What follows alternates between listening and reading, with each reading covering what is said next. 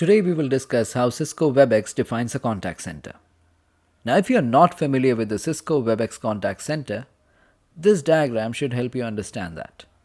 For example, what do you do when you have to contact your bank? You dial the toll-free number. Now, when you dial the toll-free number, the contact center receives the call and it connects you to the IVR.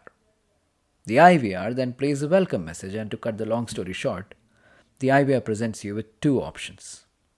One is self-service and the other is to speak to a live agent. Now, self-service options are available for services where human involvement is not required, like checking your bank balance, paying credit card bills, canceling your card, last payment details, transaction details, and so on. Now, you don't need to speak to a human to perform any of these tasks. If you want, well, you can, but not necessarily. So it saves you time and it also helps save the bank some more money.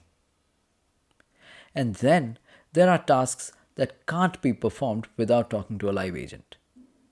Now, when you opt to speak to a live agent, your call is then routed to the queue and then it is routed to the available agent.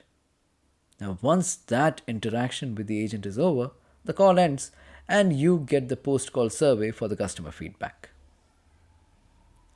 And now here is a diagram that should give you a better idea. Now, you can contact the company by either dialing the toll-free number or through a different channel like email, chat, social media, etc. When you try to contact the organization, the first thing the system does is to check the working hours. If you call them during the non-business hours, you will receive a message asking you to call them during the business hours, or you might receive an automatic email saying the same. And if you call them during the business hours, your call will be directed to the IVR's self-service options that we discussed earlier.